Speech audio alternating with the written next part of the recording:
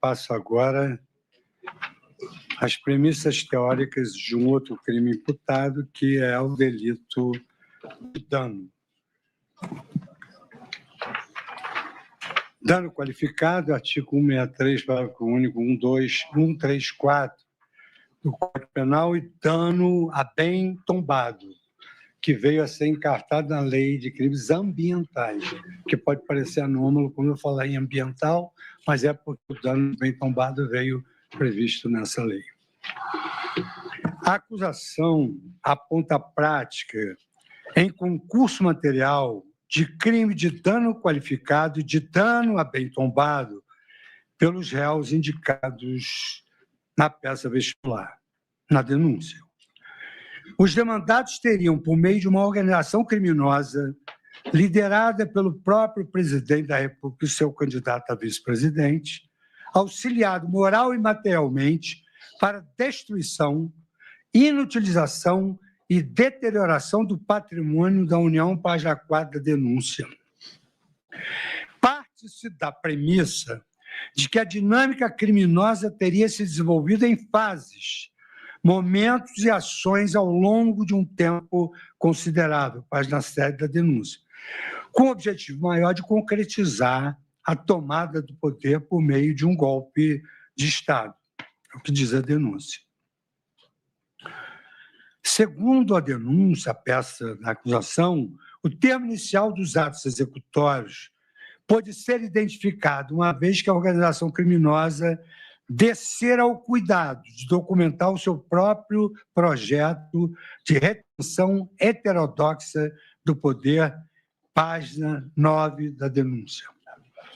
Especificamente em relação aos danos ocorridos em 8 de janeiro de 2023, fato público e notório, o episódio foi fomentado e facilitado, segundo a denúncia, pela organização denunciada que, assim, por mais essa causa, deve ser responsabilizada por promover atos atentatórios à ordem democrática, com vistas a romper a ordem constitucional, impedir o funcionamento dos poderes em rebeldia contra o Estado de Direito Democrático. A violência cometida gerou prejuízos de larga monta estimados em mais de 20 milhões de reais.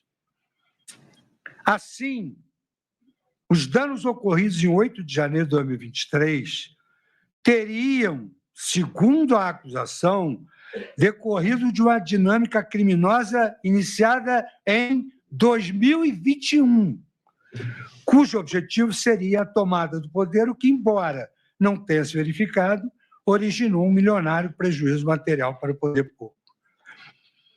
Antes de se adentrar à análise individualizada da conduta praticada por cada um dos demandados em relação aos crimes de dano qualificado e de dano a bem tombado, torna-se imprescindível tecer alguns comentários acerca desse crime e da própria doutrina e jurisprudência sobre ele. Daí premissas teóricas a serem aplicadas aos fatos concretos. Artigo 63. Destruir, inutilizar ou deteriorar coisa alheia. Pena de detenção de 1 a 6 meses, ou multa. Na peça da denúncia, atribui-se aos réus a prática do crime de dano na sua forma qualificada, em virtude da ocorrência de violência à pessoa, grave ameaça contra o patrimônio da União e com prejuízo considerável para a vítima. A hipótese descrita na denúncia se encaixa no artigo 163, parágrafo único, incisos 1, 3 e 4 do Código Penal, verbos. Dano qualificado, parágrafo único. Se o crime é cometido com violência à pessoa, grave ameaça. 3, contra o patrimônio da União. 4, o motivo egoísta ou com prejuízo considerável para a vítima. Detenção de 3 meses até 3 anos e multa, além da pena correspondente à violência.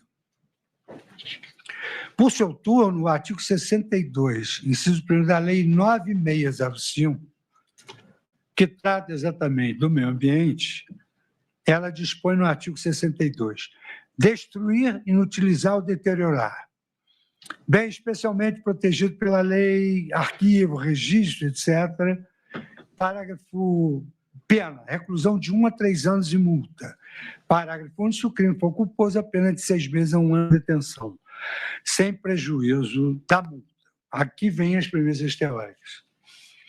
Conforme predica o artigo 167 do Código Penal, o dano simples é movido por ação penal privada, bem como na hipótese do artigo 164 e 163, parágrafo único, inciso 4 do referido do Código, também se procede mediante queixa. Já nas demais hipóteses de dano qualificado, a ação penal será pública incondicionada. Haja vista que o interesse transcende o indivíduo. Por seu turno, o artigo 24, parágrafo 2º do Código de Processo Penal preconiza que, seja qual for o crime, quando praticado em detrimento do patrimônio ou do interesse da União, do Estado ou município, a ação penal será pública. Dessa forma, quando a lesão for, tal como no caso dos autos, entrevista como um ataque a bens jurídicos de maior relevância social, como aquele capaz de atingir o patrimônio público ou bens que são atingidos com violência ou grave ameaça, a persecução criminal competirá ao Ministério Público, independentemente da vontade da vítima. O objeto da proteção não se resume ao bem físico, mas abrange também sua utilidade, valor e o próprio direito de propriedade. Por isso que, nessa perspectiva, o quanto do dano sofrido pelo sujeito passivo produz impacto para tornar o ilícito qualificado.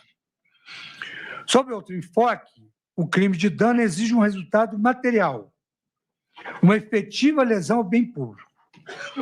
Ao utilizar os verbos destruir, não utilizar ou deteriorar, o legislador demonstra que a tipicidade do delito exige um resultado material, ou seja, uma alteração negativa no estado da coisa. No que diz respeito ao elemento subjetivo, a sua consumação reclama ânimos doloso. A vontade na definição de Aníbal Bruno, que é o movimento psíquico dirigido a um fim, que depois, posteriormente, foi evoluído pela teoria de Wells na teoria finalista. A sua configuração depende da intenção deliberada do agente lesar o patrimônio alheio. No mesmo sentido, citando mais uma vez Hungria, afirma que o crime de dano só é punível a título de dolo. O dano culposo, como já foi acentuado, não ultrapassa a órbita do ilícito civil. Aqui, então, eu menciono e faço uma digressão sobre a teoria finalista, que é o objetivo, o fim visado pelo autor quando age. Teoria finalista da ação. E aqui eu tenho a honra e a emoção de citar o meu velho professor Leandro Fragoso, que era um homem independente, que entendo ser a maior qualidade de qualquer homem que atue na órbita jurídica. O professor Heleno Fragoso, conhecido no mundo inteiro, afirmava que não há forma culposa no dano. Se o prejuízo for resultado de negligência, imprudência ou imperícia, a conduta do agente será atípica do ponto de vista penal, embora possa gerar a obrigação de indenizar o lesado na esfera civil. Uma exceção inusitada a essa regra é a Lei 9.605, que, ao disciplinar o crime de dano a bem tombado, também prevê pena para a modalidade culposa. Esse preceito não se aplica, contudo, ao crime de dano qualificado indicado no Código Penal. O crime de dano, na sua modalidade simples, demanda apenas a constatação do dolo genérico, sendo suficiente, nesse diapasão, a vontade de praticar a conduta descrita no tipo, destruir, inutilizar ou deteriorar. Porém, o crime de dano qualificado exige o dolo específico, uma violência à pessoa ou grave ameaça para impedir que ela resista. Exige o que se denomina de animus nocente, o propósito de causar um prejuízo patrimonial.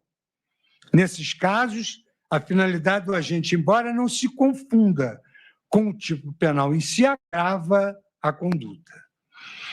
É importante também analisar o papel do crime de dano em relação a princípios da política criminal.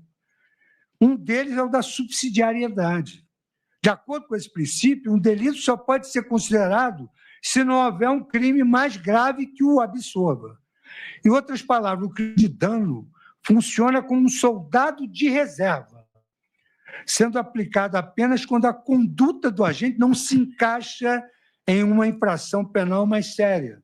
Mutatis mutandis, usa-se o dano para praticar um crime mais gravoso, é o crime mais gravoso que prevalece. Nesse segmento, se o dano qualificado for cometido com o propósito de viabilizar um crime mais grave, é este o último que deve ser considerado, e não o delito de dano, mesmo quando qualificado. Nas palavras de Nelson Hungria, desde que o dano deixa de ser um fim em si mesmo, passando a ser meio de outro crime, perde a sua autonomia, apresentando-se a unidade jurídica de um crime complexo ou progressivo. O crime de dano é, assim, um delito de caráter subsidiário, portanto, só é aplicado se a conduta não configurar um crime mais grave. Com o mesmo entendimento, o saudoso professor e colega de congregação Heleno Cláudio Fragoso assentava: frequentemente é o dano meio ou consequência de outro crime, caso em que será sempre absorvido por ele. Por exemplo, a destruição de uma cerca para invadir uma propriedade pode configurar um crime de violação de domicílio, crime mais grave do que o dano, porque a finalidade do agente não era o dano. A finalidade do agente com o dano foi destruir a coisa com a finalidade da invasão do domicílio. Em caso, se eventual crime de dano qualificado ocorreu, ele se deu como a própria denúncia informa, com o intuito de realizar o crime de tentativa de abolição do Estado Democrático de Direito e crime de golpe de Estado. Crimes bem mais graves do que o de dano. Vejamos que a peça inicial da acusação narra acerca dos danos, demonstrando que tal delito seria um meio para atingimento de um crime. Ao incentivo de palavras de ordem, o grupo invadiu o Senado Federal, a Câmara dos Deputados, o Palácio Planalto e o Supremo Tribunal Federal, depredando o patrimônio público com o objetivo final de impor um regime de governo alternativo, produto da deposição daquele legitimamente eleito e provocando com violência a destruição do Estado Democrático de Direito. Promovendo a destruição do Estado Democrático de Direito. Percebe-se, portanto, que a linha de argumentação da acusação é a de que a destruição ocorreu com o objetivo maior de tomada do poder, e não para que a União tivesse o expressivo prejuízo material. A peça da denúncia, em especial na página 28, menciona, por exemplo, a prática do crime de dano qualificado e de dano a bem tombado, ao narrar os fatos que teriam culminado na cogitada tentativa de golpe do Estado e de abolição do Estado de Direito. Segundo a peça de acusação, na mesma página hora citada, os danos estariam relacionados a uma unidade de desígnio dos réus para o projeto violento de poder da organização criminosa e, ao mesmo tempo, com um propósito de causar dano. Os danos não seriam, assim, na narrativa da acusação, um fim em si mesmo, mas um meio para praticar outros crimes mais graves, a destruição do Estado Democrático de Direito. O princípio da subsidiariedade impõe essa sistemática na interpretação e aplicação do direito penal. No caso dos autos, impede, assim, que o crime de dano qualificado seja acumulado em concurso material com os crimes de tentativa de abolição violenta do Estado Democrático de Direito e o crime de tentativa de golpe de Estado. A análise prática do tipo descrito como dano qualificado exige do julgador que olhe para além do mero fato de destruir, compreendendo as nuances da intenção do agente, o bem atingido e a relevância social da ação. Havendo a intenção de cometimento de outro crime mais grave por meio da destruição, o crime de dano, evidentemente, cede lugar para o delito de maior gravidade. A avaliação dos fatos também deve ser feita sob a ótica da autoria mediata. O crime de dano qualificado pode ser praticado por meio desse conceito que se aplica a crimes comuns, ou seja, aqueles que podem ser cometidos por qualquer pessoa. A teoria penal não exige que o autor seja o executor direto da destruição, mas que ele tenha o domínio final do fato, ou seja, a capacidade de controlar a sua realização. A aplicação desse conceito é de grande importância, pois permite responsabilizar o verdadeiro mentor do crime, evitando a impunidade. A autoria imediata é um conceito fundamental na teoria do delito. Para que o crime de dano qualificado ocorra sob o influxo da autoria imediata, aí, o detalhe, é necessário que o autor imediato exerça um controle sobre a vontade do executor, de modo que este atue como uma ferramenta sem discernimento à liberdade.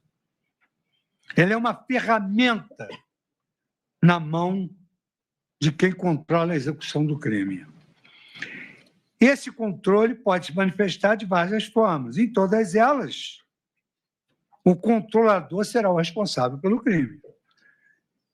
Os principais casos em que isso ocorre são utilização do autor imediato como instrumento inimputável.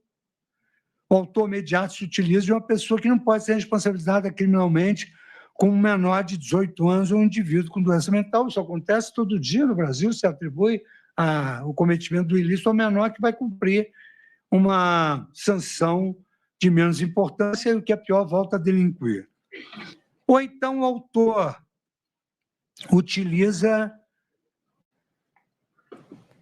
o autor imediato, a utilização do autor imediato pelo autor imediato, ele o faz como instrumento que atua sem dolo ou culpa. O autor imediato se vale de uma pessoa que não age com intenção de cometer o crime, mas acaba por fazê-lo em razão de erro do tipo ou de coação moral irresistível.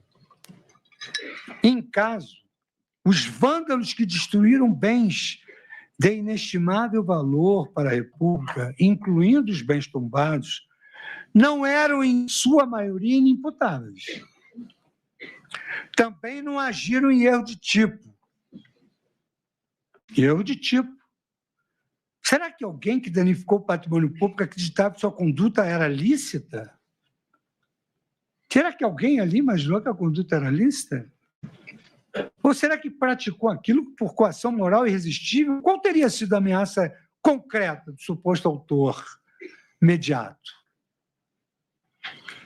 Reconhecer a autoria imediata na hipótese dos autos seria uma postura excessivamente paternalista e aniquiladora da autonomia da vontade dos criminosos que destruíram o patrimônio público. Essa análise partiria da premissa equivocada de que os indivíduos que causaram a destruição e a baderna não tinham qualquer autonomia ou a mínima noção de que estavam cometendo crimes. Essa percepção não corresponde à realidade, não se sustenta diante do conceito do homem médio. Como regra, o crime de dano exige ação. Os verbos do tipo penal são destruir, inutilizar e deteriorar, o que reclama uma ação física direta por parte do autor para que o resultado ocorra. A responsabilidade criminal por omissão só é aceita quando a lei prevê expressamente ou quando o agente tem dever legal de agir para evitar o resultado. Apesar disso, é possível cogitar, em casos muito específicos, que o dano tenha decorrido de uma omissão deliberada. No entanto, a imputação da responsabilidade pelo crime de dano em razão de eventual omissão é algo que não pode ser generalizado. As palavras de Aníbal Bruno, a omissão relevante para o direito penal é a que consiste em omitir o cumprimento de um dever jurídico. O agente deixa de praticar ação que lhe impunha o direito, seja que desobedeça um comando da lei, seja que deixe de exercitar a atividade a que, nas circunstâncias, estava obrigado a evitar o resultado que a lei proíbe.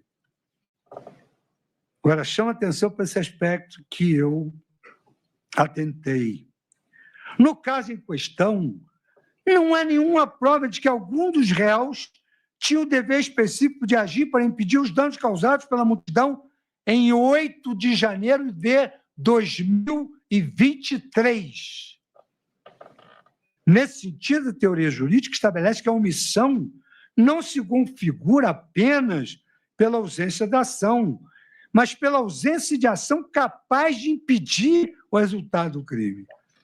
Isso deve ser um dever jurídico específico, e não apenas uma obrigação moral genérica. Não há prova nos autos de que os réus tenham ordenado a destruição e depois se omitido. Pelo contrário, há evidências de que, assim que a destruição começou, um dos réus tomou medidas para evitar que o edifício supremo fosse invadido pelos vândalos. O que eu atestei pela prova dos autos, que o réu Anderson Torres assim agiu. Outro ponto a ser abordado é a relação entre o crime de dano previsto no Código Penal e na Lei de Crimes Ambientais. A denúncia da Procuradoria-Geral da República pede a condenação dos réus por dano qualificado do Código Penal e dano a bem tombado, na Lei 9.605 ambiental, em concurso material. Dano qualificado e dano a bem tombado. O crime de dano qualificado previsto no Código Penal tem pena de detenção, como eu disse, de 6 a 3 anos, mais multa. Já o crime de bem tombado, prescrito na lei ambiental, prevê pena de reclusão de 1 a 3 anos mais multa. Apesar de compartilharem os mesmos verbos de conduta, destruir, inutilizar ou deteriorar, os crimes de dano previstos nos artigos 163 do Código Penal e 62 da Lei 9.605 protegem bens jurídicos distintos. Essa diferença é crucial, pois, diante do conflito aparente de normas, quando várias normas incidem sobre o mesmo fato antijurídico, a Lei 9.605 deve prevalecer por ser considerada uma norma especial. A aplicação da norma especial, pois, se justifica na medida em que ela visa alcançar um tipo de dano mais específico e que exige uma reprimenda ainda maior. E, portanto, desde já se concebe que não é possível o cúmulo material. Esse dano é absorvido pelo dano qualificado. Para compreender essa relação, é fundamental aplicar o princípio da especialidade, um dos mais relevantes princípios da política criminal no Brasil. Conforme esse princípio, a lei especial sempre prevalece sobre a lei geral, resolvendo assim o aparente conflito de normas que incidem sobre o mesmo fato. O artigo 62 da Lei Ambiental é um tipo penal especial, enquanto o artigo 163 do Código Penal é uma lei geral. A especialidade nesse caso não decorre apenas do fato de a lei ser extravagante ao Código Penal, mas principalmente da qualidade do bem protegido, um bem tombado. Não foi qualquer dano, foi um dano a um bem tombado,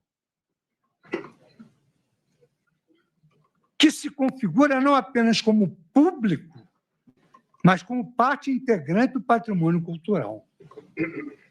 A conduta de danificar um bem tombado de propriedade pública, seja da União, de um Estado ou de um município, incide na conduta descrita em ambos os artigos. Entretanto, a descrição do artigo 62 da Lei 9.605, a Lei Ambiental, é muito mais específica e detalhada, uma vez que considera a natureza especial do bem. Nesse cenário, o princípio da especialidade determina a aplicação da Lei 9.605, norma especial, em detrimento do Código Penal, norma geral. Nós já julgamos algumas milhares de ações, algumas centenas ou milhares de ações, mas foi exatamente verticalizando nesse voto que eu propus a mim, como magistrado que deve ter a humildade judicial de evoluir, de reconsiderar, que eu estou pedindo vista, estou aceitando embargo de declaração, aceitando revisões criminais. Outro aspecto a ser destacado é que a pena do crime especial é mais severa do que a do crime geral, detenção, reclusão numa, detenção na outra. O que faz sentido, pois a lesão ao patrimônio cultural é considerada de maior gravidade social. Essa distinção se justifica, haja vista que a lesão ao patrimônio cultural, como eu já disse, é de maior gravidade. A aplicação, assim, do artigo 62 da Lei de Crimes Ambientais é, portanto, a solução mais adequada para o caso concreto. Assim, caso o pedido de condenação seja procedente, o agente responderá exclusivamente pelo crime de dano a bem tombado, pois a lei especial prevalece sobre a lei geral. Adicionalmente, é imperativo que o Estado acusador demonstre, no caso concreto, a materialidade do dano e a responsabilidade individual de cada um. A prática de um crime de dano qualificado, mesmo durante um evento multitudinário, não isenta, no meu modo de ver, a acusação de provar a conduta específica de cada indivíduo. Nesse sentido, um acusado não pode ser responsabilizado por um dano provocado por terceiro, especialmente se não houver prova de qualquer vínculo ou determinação direta ou mesmo de que se omitiu especificamente quanto ao dever de impedir o resultado. A jurisprudência consolidada do Supremo é absolutamente clara.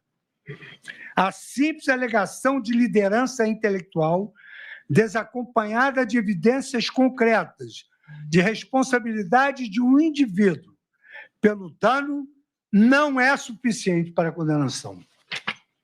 O Supremo Tribunal Federal se manifestou sobre o tema na ação penal 619, ocasião em que absolveu um réu acusado de liderar um grupo do Movimento Sem Terra que invadiu o INCRA e causou danos ao seu patrimônio.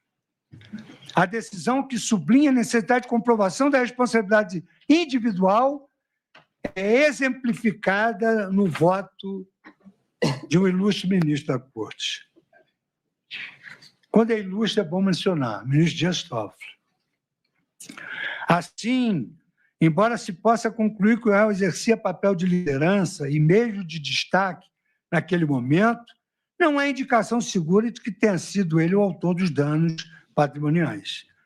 A bem da verdade, não há prova a indicar que o réu tivesse colaborado para danificar tal ou qual bem patrimonial arrolado no laudo referido, ou mesmo tenha proferido comando genérico para a destruição dos bens localizados na mencionada sede do INCRA. Para considerar o réu como partícipe da conduta imputada, seria indispensável a demonstração, para além da dúvida, de que tenha efetivamente contribuído para o intento, se não por ações, pelo menos por gestos, ordens. Imputar a alguém uma conduta penal tão somente pelo fato de ser líder de um grupo abstratamente considerado, significa, na prática, adotar a responsabilidade objetiva na esfera penal. STF, apelação 619. Relator, o saudoso ministro Teori Zavascki, com quem eu convivia durante 11 anos no Superior Tribunal de Justiça, que ali conseguimos construir uma densa jurisprudência de direito público e julgamos um número recorde de mais de uma centena de recursos repetitivos.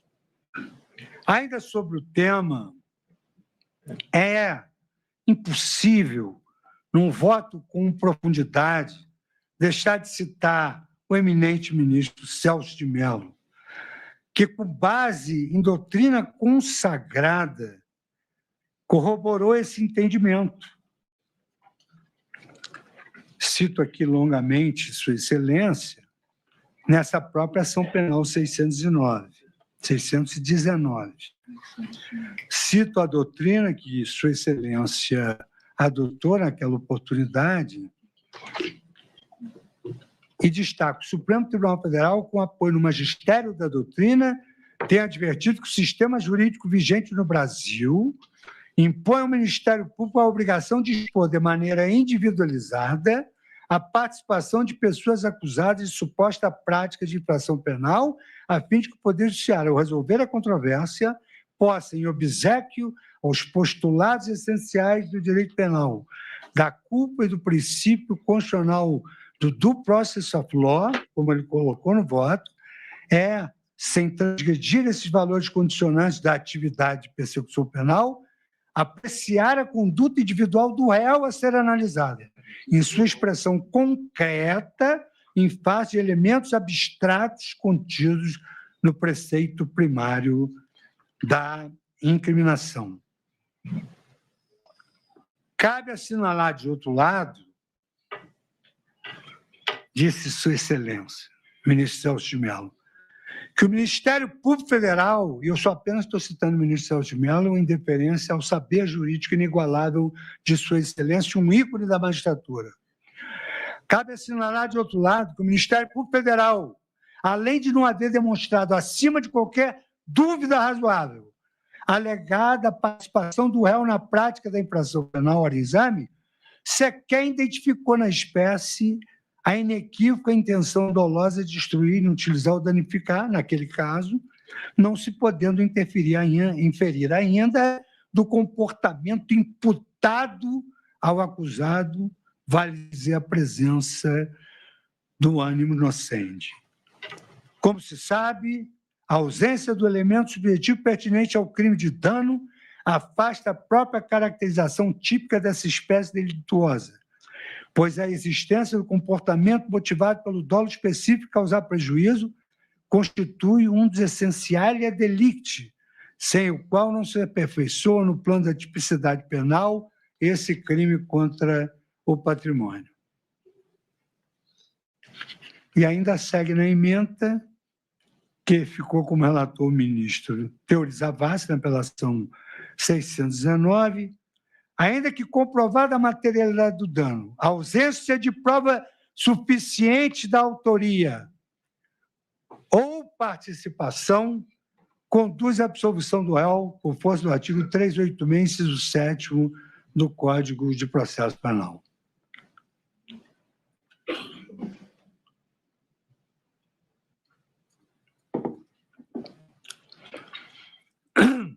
A análise da jurisprudência do Supremo Tribunal Federal demonstra que, mesmo havendo prova de liderança em atos de vandalismo como esse, não se presume a responsabilidade automática do líder pelo crime de dano qualificado. Diante da ausência da individualização das condutas e da falta de prova do prejuízo específico causado por cada réu, a responsabilização é absolutamente inviável. Conforme o princípio da intranscendência da sanção, não é cabível uma responsabilidade solidária em condenação penal. Ademais, não se admite a responsabilidade objetiva nesse contexto. Ela resultaria em uma presunção de participação no evento danoso sem qualquer prova concreta ou determinação minimamente individualizada. o desconhecimento sobre o que cada réu supostamente danificou, ainda que indiretamente, inviabiliza a aferição das causas de qualificação do crime. Como atribuir a um réu a qualificadora de prejuízo considerável se não é possível determinar por qual ou quais danos ele deverá responder? Eu tive a oportunidade de manter essa coerência quando julguei o caso de uma senhora que, por impulso da multidão, participou de uma movimentação. O laudo pericial concluiu que ela não invadiu nenhum prédio, rastreado o telefone dela e do marido, não se encontrou prova nenhuma, e eu então a enquadrei pelo dano que ela causou, ainda que mínimo, num bem tombado. Mas só nisso. O contexto de um evento multitudinário, embora dispense um detalhado, exagerado exame da conduta de cada réu, ele não desobriga o órgão acusatório em estabelecer um leme mínimo entre caso da acusada e o ato ilícito. E esse vínculo não foi demonstrado. Não se pode reconhecer a responsabilidade solidária de todos os componentes do grupo aos danos ocorridos em 8 de janeiro de 2023. E não estamos tratando dos aloprados do século XXI. No século anterior, apareceu uma montanha de dinheiro que foi recolhida por aloprados. Não se sabe a autoria, não se sabe o destino do processo. Os black blocs invadiram o Rio e São Paulo. Foram absolvidos. Não se pode reconhecer uma responsabilidade solidária por todos os danos ocorridos em 8 de janeiro de 2023. E não estamos tratando dessas pessoas que eu mencionei. Tal postura equivaleria a uma inaceitável aplicação da teoria do risco integral em desfavor dos réus em uma ação penal, o que carece na literatura jurídica e na jurisprudência da Corte de beneplácito. Eu cito aqui um habeas corpus da relatoria do ilustre ministro Nelson Jobim, HC 80.549, onde Sua Excelência destacou: quando se trata de crime societário, a denúncia não pode ser genérica. Ela deve estabelecer o vínculo do administrador a um ato ilícito que lhe está sendo imputado. É necessário que descreva de forma direta e objetiva a ação ou omissão da paciente. Do contrário, ofende os requisitos do Código de Processo Penal, artigo 41, e de tratado sobre o tema. E, na época, era recebimento de denúncia. Denúncia que imputa qual a responsabilidade, não descreve a responsabilidade de cada agente, ela é inepta. O princípio da responsabilidade penal adotado pelo sistema jurídico brasileiro é o pessoal até hoje. A autorização pretoriana de denúncia genérica para crimes de autoria coletiva não pode servir de escudo retórico para a não descrição mínima da participação de cada agente da conduta coletiva. Ementa da ação penal no mesmo sentido da primeira turma da relatoria do também insigne ministro César Peluso, em julgamento de 21/6/2005, no recurso em habeas corpus 85.658, primeira turma. A acusação, portanto, deve ser pormenorizada. Em nome do respeito à nossa Declaração Fundamental dos Direitos Humanos, que é o nosso Pacto de São José da Costa Rica, que impõe, dentre as garantias judiciais no artigo 8º, a comunicação prévia e pormenorizada ao acusado da acusação formulada. Assim também o Pacto Internacional sobre Direitos Civis e Políticos. Toda pessoa acusada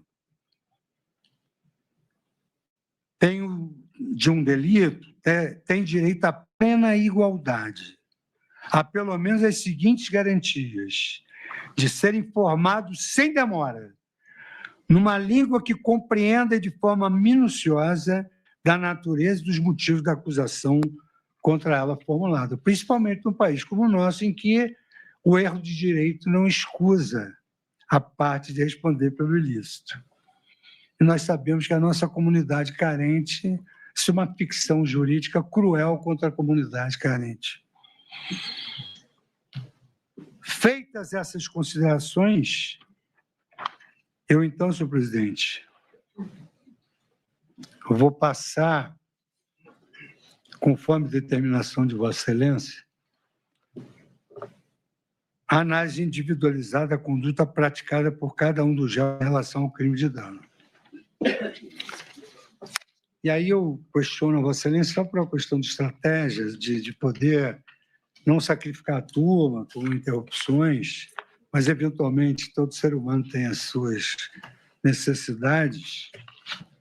Eu penso se Vossa Excelência vai fazer alguma interrupção. Se Vossa Excelência achar necessário um intervalo, podemos fazer um intervalo. Eu tenho aqui, para fim do almoço, né? Eu tenho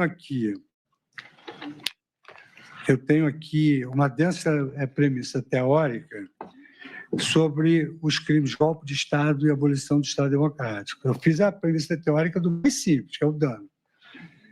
O mais, digamos assim, complexo é o crime de golpe de Estado e abolição do Estado Democrático de Direito.